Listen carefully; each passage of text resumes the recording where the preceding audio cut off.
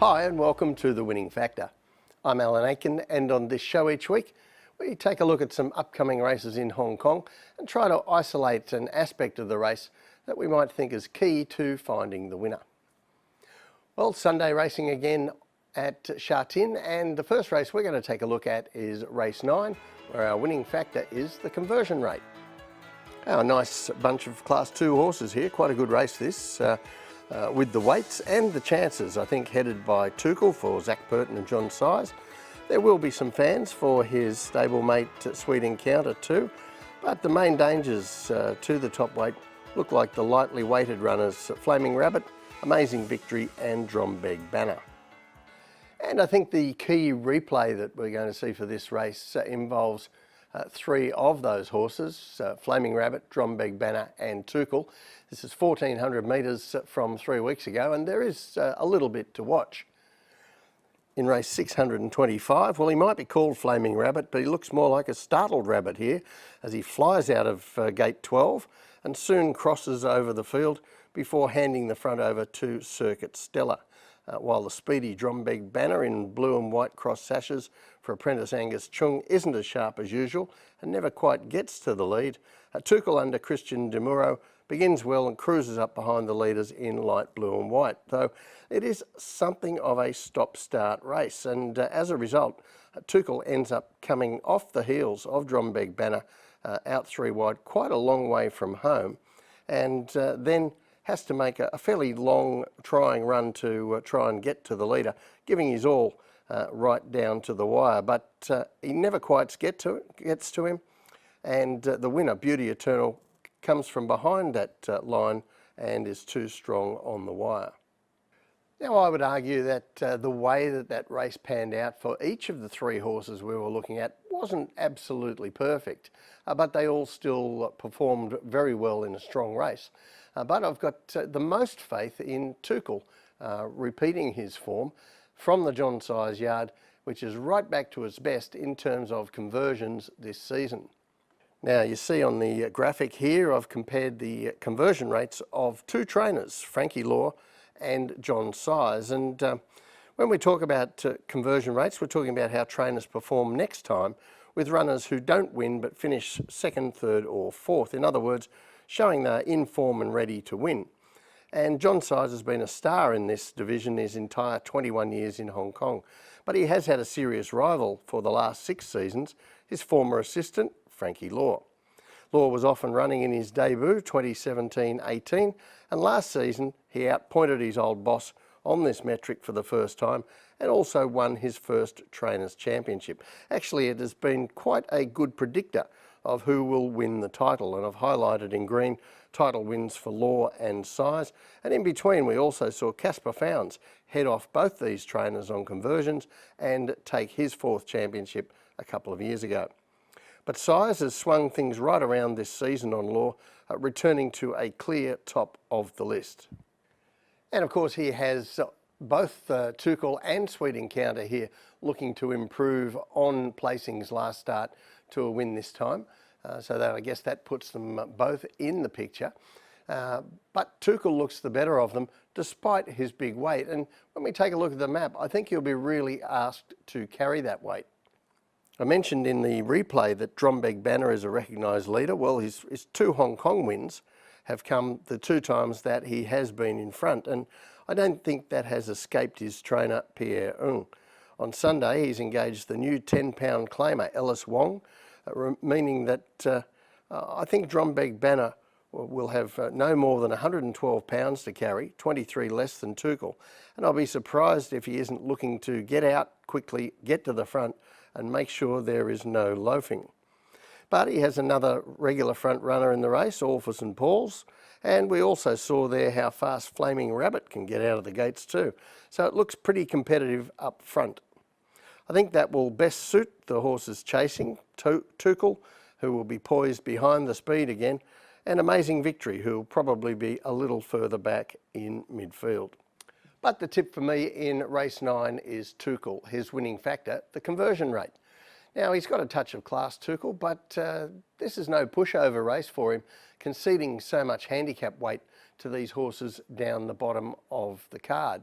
However, John Sires is such a past master with these horses, and when they run well and show that they're ready to win again, they do come back and do the job, and I think that's decisive for Tuchel.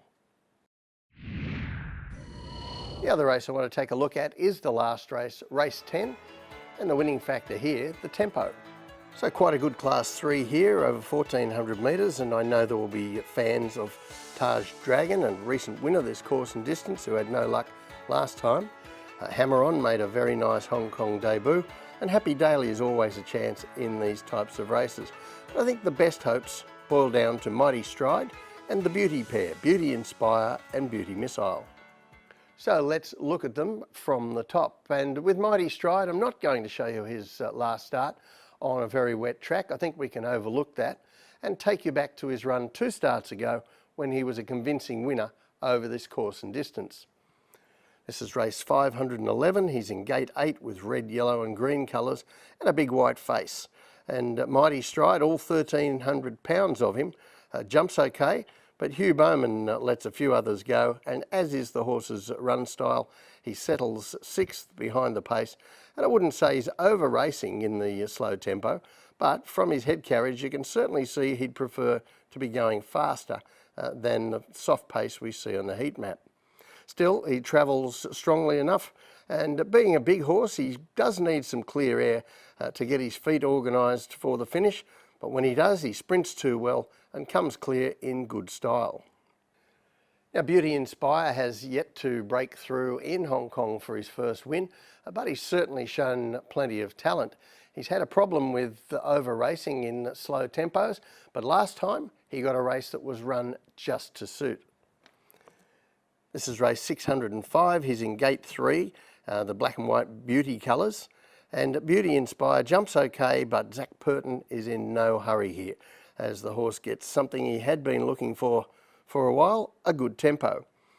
Now, Purton lets him find his own happy place in midfield, and while there are still moments in this when you feel Beauty Inspire would like to be going much faster, this is probably the best that we've seen of him in running, and it looks his race with the good pace, but then he's held up behind his owner mate, Beauty Champ, to the 200 metres, and by the time Beauty Champ gets away and the gap opens, Beauty Inspire hasn't got time to cut back the margin.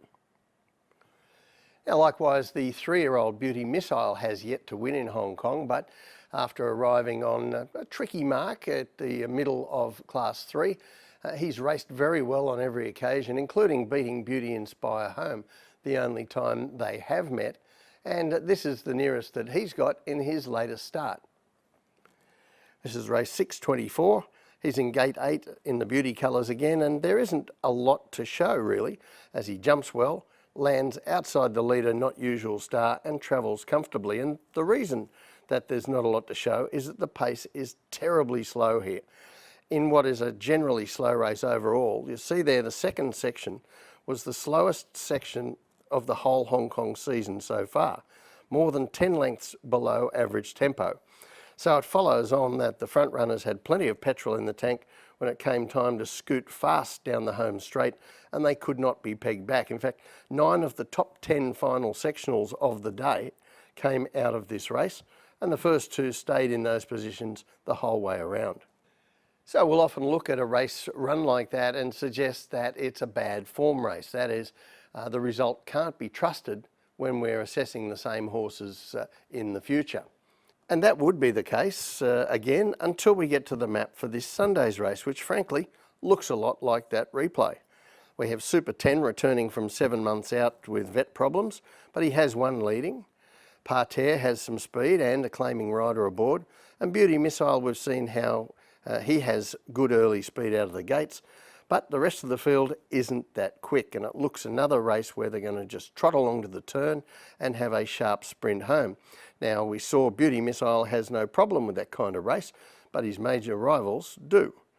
Mighty Stride and especially Beauty Inspire. The way this maps, Mighty Stride's draw might even work against him, as he could end up on the rail in a slowly run race, and his new rider, Brenton Avdulla, has the job of getting the big guy into his rhythm in cramped quarters during the race, then getting clear room in time to wind up his finish. Not an easy task.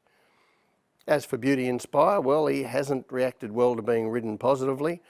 He's probably going to go back to midfield from gate 8, and I can see him having a wrestling match with Zach Burton for the whole race and wasting his energy. So the tip in race 10 from me is Beauty Missile. His winning factor, the tempo.